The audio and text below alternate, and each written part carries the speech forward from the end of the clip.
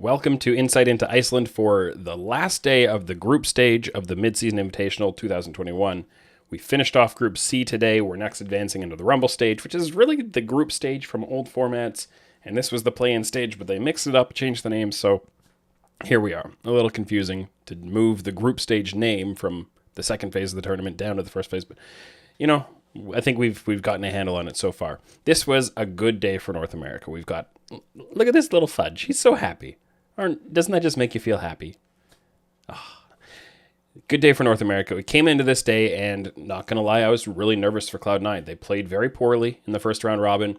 I thought, some things are going to have to go right for them to advance. Thought they're probably going to have to beat Dead FM twice to get out. And as it turned out, they did even better than that. They took down Damwon Kia. Then they beat Dead FM in the rematch, and that was all they needed to do. So they took care of business. They looked much better. Let's talk about how the actual games went. So game one, Cloud9 against Damwon. And this was just a great game, back and forth. Both teams, I think, playing pretty well. We had different ganks going on. Canyon with a really well-executed gank in the mid lane, and then Blabber pathed all the way around Vision top in a really good read of where the Vision was and got into top lane for a gank there. Fudge even pulled off a solo kill on Khan and was kind of redeeming his own story arc in this tournament so far, where he did some really, really poor early laning phases. Damwon were doing their thing, making some really small wins with their rotational play and, putting people in the right place on the map to trade up in little bits and pieces here and there, minion waves and turret plates and so on. Then they made a really great Baron call that put them ahead. Showmaker was doing really well on his Silas, using some stolen Alistar ults to tank entire team fights. But Vulcan, I think, really was the one who turned it around. I mean, Perks had been playing well with on the Victor, absorbing some pressure and turning things back and not giving up more than necessary.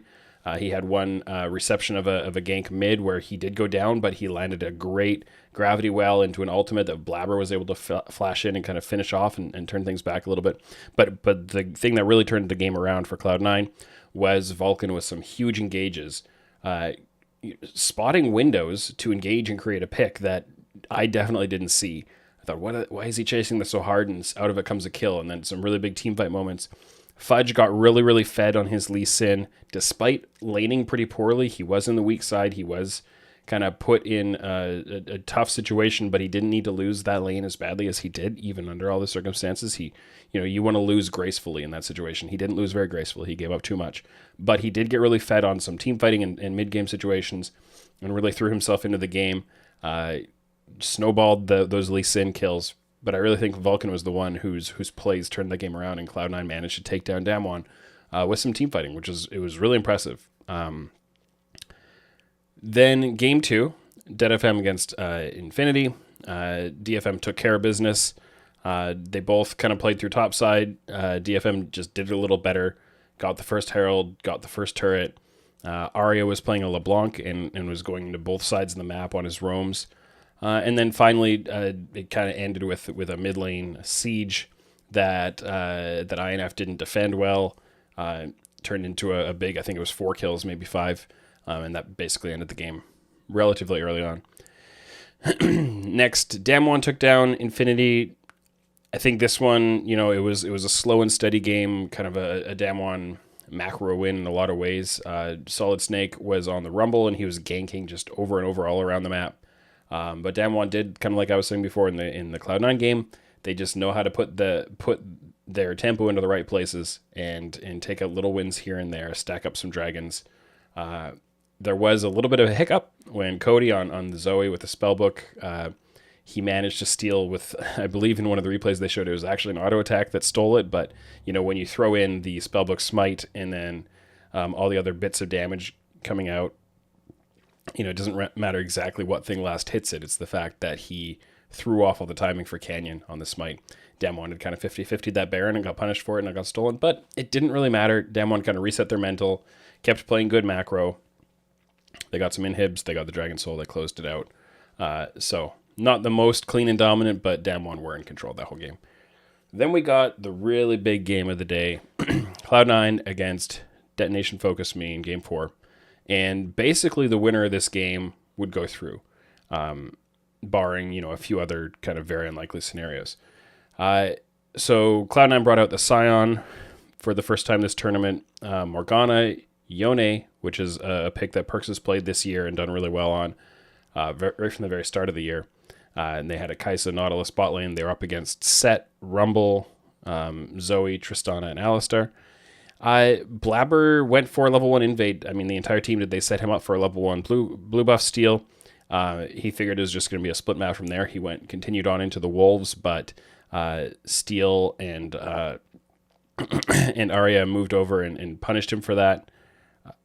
And he got picked off for first blood. So it felt pretty bad, but Steel had to really sacrifice a lot of his clear efficiency in order to move into that quadrant of the jungle, straight off red buff down to his own blue quadrant, and get that pick.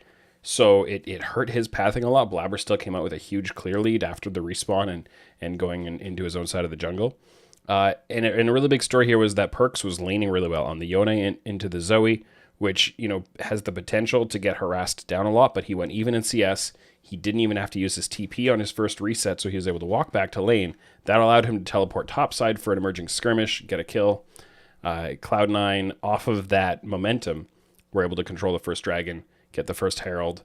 Perks really popped off in the mid game, was making lots of plays.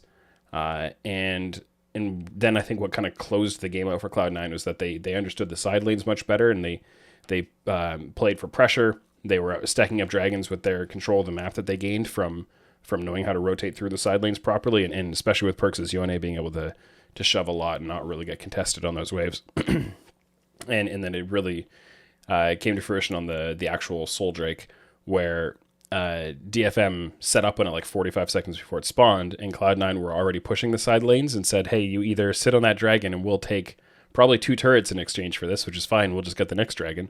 Or DFM, since they hadn't prepped their side lanes and the rest of the map properly and they were too early on the dragon, they had to go home, they had to catch those waves, and Cloud9 just got the dragon for free. So it was just much more clean, fundamental understanding of mid lane wave manipulation and side lanes, and Cloud9 kind of got the game from there. So it was actually a pretty convincing win, other than that little Blabber first blood, and it was a great game, and that's the one that finally Cloud9 fans are able to breathe. And even after beating Damwon, this win was a lot easier comparatively, because which is not to say it was an easy win, but like the Damwon game was so closely contested and difficult.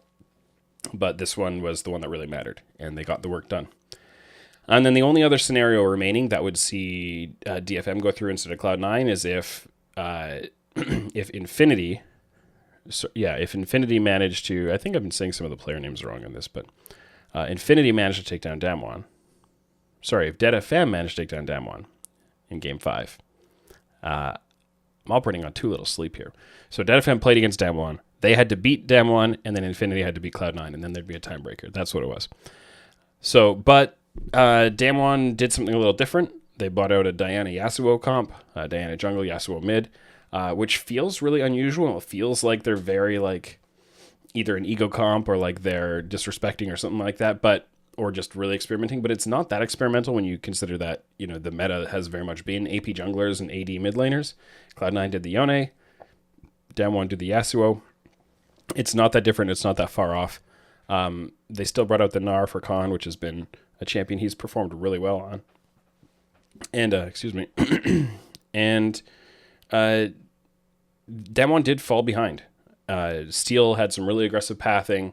Dead FM won a skirmish, I believe, in the bottom side of the map where Damwon kind of over-asserted themselves, and Showmaker was trying to get a bit too much done. So Dead FM got ahead with the first dragon. They got ahead with the Herald. They had an early lead that was, it was a real lead. They were in control of the game. But the problem was that the team comps here, Dead FM were playing a Nocturne, Udyr, Syndra, Tristana set, and Damwon had Gnar. They had the Diana Yasuo, and then they had Kai'Sa Nautilus. So Damwon have a great 5v5 where the Diana can engage, or the Nautilus or the Gnar can engage. All of them can go in. Yasuo can clean up, and Kai'Sa can go in and mop up around the edges. Just a great kind of forward-moving death ball kind of a thing. And Dead FM had Udyr and Set that can kind of tank a little, but as a support set you can't do much. Nocturne wants to go in with his ult. Their 5v5 is very difficult to pull off unless they have a big snowball and can really force the enemy team into bad positions.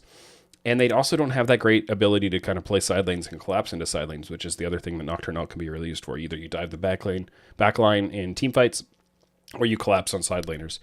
And it didn't really feel like Dead FM had the game state or the snowball to set up either of those situations. And they didn't have the comp to dive backline together, and they didn't have the map state to pick off side laners.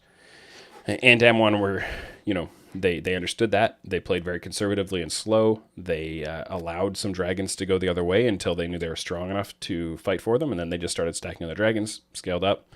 They got a really big Canyon engage into a Showmaker cleanup with a Yasuo ult at a Baron after getting a pick and kind of baiting at the Baron, and that was what won them the game.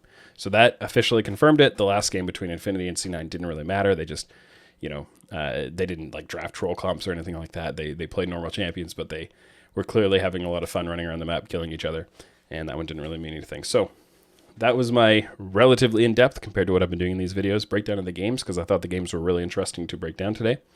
And a few takeaways from today. So first of all, I think celebrating that not only did Pentanet get through as the Oceanic representatives and that kind of, set of island nations there, but Detonation Focus Me from another island nation in Japan played really well, and they played well enough that they wouldn't be out of place getting through to the next stage. It's just that they were in a really difficult group with Damwon and Cloud9. They just couldn't get it done in the end. But their level of play was really impressive, and they really deserve to be celebrated out of this. And, as a lot of people pointed out, they're waiting on, in the summer split, that their normal starting support is going to rejoin because Steel is going to gain LJL residency. And, I can't wait to see them hopefully qualify for Worlds, or whoever beats them, maybe even a stronger team, and see what the LJL can accomplish. Because this was great. I'm really impressed with what they put together. So on the Cloud9 front, I think people have been obviously flaming out the LCS for years now. They're flaming Cloud9 really hard after the first round robin, and it was pretty deserved. Like, they looked like I don't think they're quite as bad as was being said, but they didn't look good at all. They had some poor play. Their first game against Damwon was reasonably close, but still had some big mistakes in it. And at the end of the day, like, Cloud9 beating Damwon, I think, should really shut up a lot of people. It won't, because people like to flame NA as a meme, not necessarily because it's an actual analytical stance. But it's worth acknowledging that Damwon played a little below their own level, and that them bringing out a Jace comp for Con is not the way they typically play. They were trying something a little different and it didn't work out. But that shouldn't really take away from Cloud9's achievement of taking down the best team in the world, and arguably still the strongest team in the tournament, although that's another thing that we can talk about. And I think Cloud9 really, acquitted themselves well today and achieved a lot. So credit to them, and hopefully that means that the next phase of the tournament is going to be that much more entertaining and higher quality, and so on. And on that Damwon front, I think, kind of final takeaway today, we talk about this tournament, probably everybody looking at either Damwon or RNG as the favorites to win it. And Damwon stumbled, but I think the question of whether or not you're going to put them below RNG, assuming that you had them above RNG coming in, like I did, you have to look at under what circumstances did they lose, and does that actually kind of take away from your respect for them as a team? I think they didn't. Sometimes when this happens, there's a matter of disrespect or lack of preparation, or like just like ego play or that kind of thing. And I don't think we had much of that from Damwon. I think there was a little bit. I think there's a little bit of overestimation of themselves, but they managed to rein that back in the media scrum after their last game. Ghost said that he didn't really feel they underestimated their opponents too much. He mostly just felt like they executed poorly, and I think that's mostly the case. I think that's pretty accurate. They had a little bit of like overplaying. I think Showmaker had some moments where he tried to do something just because he thought, hey, I can do this. I'm better than these guys, and he overplayed some stuff. But on the whole, I think the moments where they fell to Cloud9, or where they nearly fell to Dead FM or things like that, were just them not playing at their best. And I think that is something that can take away from your estimation of their quality as a team. So I think it's fair to lower your expectations of Damwon. But when you look on the Royal side of it, and how easy it was for them to get through Group A, how hard they dominated that says more about, I think, the level of competition in their group. You know, the 3-team group, the kind of pool 2 team from Vietnam not being available for them to even play against. I don't think we can really learn anything, just about anything at all from RNG. Maybe you can look a little bit about, you know, how shaky Cryan was at a lot of the time and say, ooh, I don't know about that, but a lot of people would have had kind of lower expectations for Cryan anyways. So I don't know that we really learned anything about Royal. So at the end of the day, I think when I look at these two teams, I probably take, you know, I had Damwon above RNG by a little bit, and I might like narrow that gap. And now I probably have them very close to each other, but I don't.